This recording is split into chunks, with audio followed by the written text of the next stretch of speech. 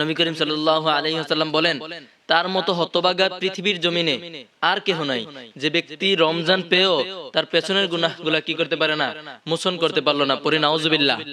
তার জন্য আমাদের উচিত কি, আমাদের পেছনের গুনাহগুলা যেন রমজান মাসে আমরা কি করতে পারি, মোচন করতে পারি। কিভাবে পারবো?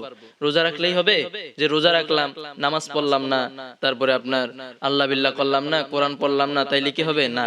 আমাদের উচিত কি, যে আমরা রোজা রাখবো, তার পাশাপাশি নামাজ পড়বো, ইবাদত করবো, কান্নাকাটি করবো, যতটুকু নত হওয়া দরকার আল্লাহর দরবারে ততটুকু নত হব, নত হয়ে আল্লাহর কাছে আমরা চাইবো। ভাই, সুযোগটা এই বছর হয়তো আপনি রমজানে পাইছেন, সামনে বছর যে রমজান পাবেন এমনটার কোনো গ্যারান্টি আছে? এমন কোনো গ্যারান্টি নাই। আপনার মৃত্যু কখন আসবে আপনি কোনোভাবেই বলতে পারবেন না। এমন অনেক মানুষ আছে গত রমজানে আমাদের মধ্যে ছিল, আজকে অনেকেই বেঁচে নাই। গত রমজানে অনেক মানুষ আমাদের সাথে ছিল, কিন্তু এই রমজানে অনেকেই আমাদের সাথে নাই। তার জন্য আমাদের উচিত এই রমজানকে কাজে লাগানো, এই রমজানকে কাজে লাগিয়ে পিছনের গুনাহগুলা মাফ করানো। কিভাবে করব? আমরা রমজানে রোজা রাখবো, আল্লাহর সাথে এমন একটা কানেকশন তৈরি করবো, 5 ওয়াক্ত নামাজের অভ্যাস আমরা যেন এই রমজানের মধ্যে করতে পারি, এমনটা চেষ্টা করব। আমরা চেষ্টা করব কি, যে 5 ওয়াক্ত নামাজ পড়বো। 5 ওয়াক্ত নামাজের পর আমরা অনেকেই চাই রমজান মাসে কোরআন খতম করার জন্য।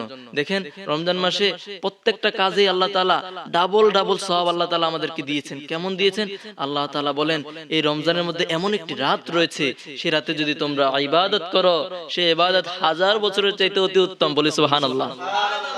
প্রিয় ভাইয়েরা আমার, আল্লাহ তাআলা বলেন, তোমরা যদি একটি ভালো কাজ করো, অন্য সময় আমি কি করতাম, একটি ভালো কাজ করার কারণে মান জা আবিল হাসানাতি ফালাহু আশারা, তোমরা একটি উত্তম কাজ করার কারণে তোমাদেরকে আমি 10 গুণ বাড়িয়ে দিতাম। আর রমজান মাসে আমি 70 থেকে 700 গুণ পর্যন্ত বাড়িয়ে দিই। পড়ি সুবহানাল্লাহ। প্রিয় ভাইয়েরা আমার, এই কারণে আমরা অনেকেই চেষ্টা করি কোরআন খতম করার জন্য, কিন্তু করতে পারি না। আমরা 10 পারা 15 পারা পরে আটকাই যাই, আর শেষ করতে পারি না। কিন্তু আমরা যদি এই টেকনিকটা অবলম্বন করি, আমরা সহজেই একটি কোরআন খতম দিতে পারবো। আমরা যখন 5 ওয়াক্ত নামাজ পড়বো, নামাজ 5 ওয়াক্ত শেষ করার পর 5 কে আমরা 4 দ্বারা ভাগ করলে 4 5 কত হয়? 20। আমাদের দেশে যে হাফিজি কোরআনগুলো রয়েছে, হেফজ কোরআন শরীফ হেফজখানায় যেগুলো পড়া হয়, এগুলোর মধ্যে 20 পৃষ্ঠায় এক পারা হয়। তাহলে আমরা যদি 5 ওয়াক্ত নামাজে 4 পৃষ্ঠা করে পড়ি, তাহলে কিন্তু সহজেই আমরা কি করতে পারবো, শেষ খতমটা শেষ করতে পারবো। আমরা চেষ্টা করি, আমরা যেন একটি খতম দিলে আমরা যেন 70 থেকে 700 খতমের সওয়াব পাই। এই চেষ্টা তো আমরা করতে পারি, কথা বলেন ঠিক কিনা? তার জন্য আমাদের উচিত এই রমজানকে কাজে লাগানো, এই রমজানে বেশি বেশি কান্না করানো। আপনারা জানেন যে রমজান মাস ছাড়া বাকি 11 মাস আল্লাহ তাআলা কি করেন, কবরবাসীদেরকে আল্লাহ তাআলা আযাবের মধ্যে রাখেন। আমাদের অনেক আত্মীয় স্বজন রয়েছে কবরের মধ্যে, কত আল্লাহ আগুনের মধ্যে পড়তেছে, জাহান্নামের আগুনে জ্বলতেছে। অনেক আছে, আমরা তো কেউ জানি না, দেখতে পারতেছি না।